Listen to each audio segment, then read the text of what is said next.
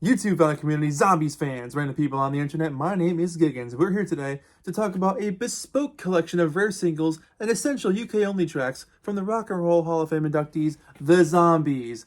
This is called Oddities and Extras. Check it out. This album is exactly what the hype sticker says. It's really fascinating because you get some soundtrack stuff, some B-sides, some UK singles, tracks that were released on compilations but were never released like during the Zombies 60s days. And it makes for a really incredible listen because as you dig through this thing, and I've played this thing so many times, I love this record so much, you just fall in love with their enthusiasm and their performances and how stoked they were on these songs they believed in so much. For instance, the opening track, Kind of Girl, was featured on their first EP over in the UK, but never on the debut album there and never on the debut album here. So in the US, this track's pretty much unknown. Released on January 29th, 1965 on that EP, this is a punchy little rocker written by Rod and one of the earliest tracks they worked on. I love the glowing organ in the background, Colin's super smooth vocals, Paul's really clean guitar fills. It's a great little track. She's Coming Home follows that up next, and it's just an incredible song. It's actually kind of like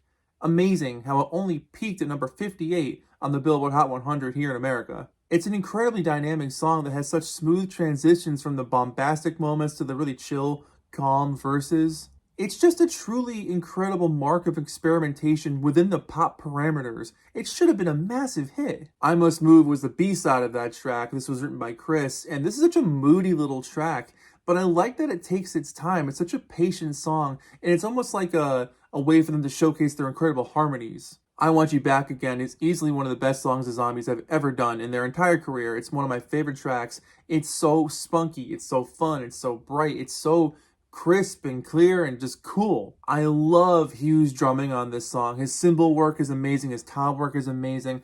The guitar work between Paul and Chris on bass is fantastic. The riffs that they throw into this thing are so textured and so fun to listen to. Rod's solo on this thing is crazy. Colin soars over this whole thing seamlessly. Again, a track that just screams to be at the top of the charts. Like, this is one of those songs that you hope to write. Like, as a musician, you hope to accomplish something as cool and as interesting and as different as this.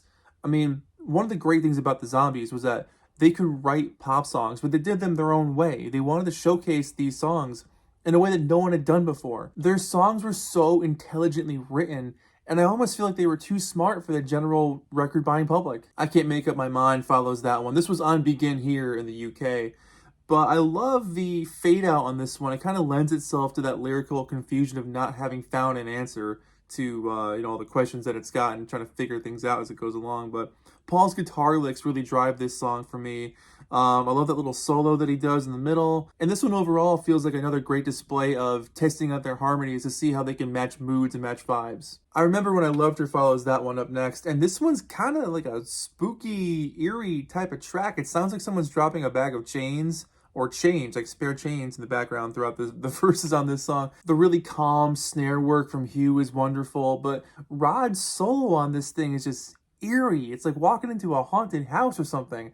It's a really weird little track, but I love it because of that. It sounds so unique, and it's something that really stands out in their catalog. And then you get I'm Going Home, which is a track they recorded during the sessions for their first album, but it never got released until much later. It was accidentally released on a record called Singles, A's and B's, in place of She's Coming Home. So I guess the word home got mixed in and that was it. But this thing rocks the whole way through. Like, why wasn't this released on anything? If anything, it could have been an amazing B-side. The solo shreds, everyone's so stoked up to perform this thing. You can tell how hungry they were to prove themselves because they were so young and, these were the early days in the recording studio. They were just looking to have fun and show off what they can do. This song really shows that. It's incredible. Side 2 opens up with 3 tracks from Bunny Lake is Missing, the soundtrack from Otto Preminger's film, where he tasked the guys to come up with a few tracks. And so Chris came up with a couple with Remember You and Nothing's Changed, and Colin came up with Just Out of Reach. And Remember You has these wonderful bass licks throughout. I love the guitar work too, but Colin's voice is reflective in its delivery, and the whole song builds up to this really hook-laden, bouncy, comfy chorus. Just Out of Reach is incredible. Colin has gone on to say this was the second song he ever wrote, and it's like, damn. Okay, no big deal. Just throw out Just Out of Reach. No big deal. This song should have been a massive hit. This has all the makings of an incredible hit. It's got so much energy and so much, like, feeling and drive behind it. You can tell they were all really into performing this one. And they still do it live to this day. Nothing's Changed is such a sweet little song. I love Paul's acoustic guitar work throughout this entire track, and the reflective vocals, the warm vibes. Going On in My Head, this is my favorite cover of this song ever. This was a Little Anthony and the Imperial song from the end of 1964, and they were at a point where they were like, you know what, our originals aren't cutting it, commercially. Let's do a cover and see what happens there. And so this song wasn't even a big hit in England, but they were fans of it, so they were like, let's put it out. And to me, this is one of the most fascinating songs they ever recorded. It is so heartfelt and so soulful, and kind of sticks out from what was happening in 1967, especially in the early part of that year where things were starting to get really influenced by psychedelics. This one definitely stays in that R&B feel. It's just the most fun version of this song I've ever heard apart from the original. I absolutely love their energy on this one, and it's a song that I never skip. The B-side, She Does Everything For Me, written by Rod, this should have been an A-side as well. It could have been a double A-side, like, Paperback Writer and Rain. Like, this song is literally how to write a pop classic 101. Every step, every construction, every second of this song is lending itself to being things that we should just be hearing on the radio as common as, like, Wild Thing or Strawberry Fields or whatever. Just you put on the oldies radio, this song should be on the radio with all of those tracks. It's absolutely phenomenal and blows my mind that more people don't know it. It's truly one of the coolest things they ever did. The record ends with A Love That Never Was, a 1966, October of 66 demo that did find its way onto Zombies Heaven many, many years later. But this song, again, it's kind of like, why did they just leave this one behind? What happened with it? Were they just not feeling it, or what was going on with that one?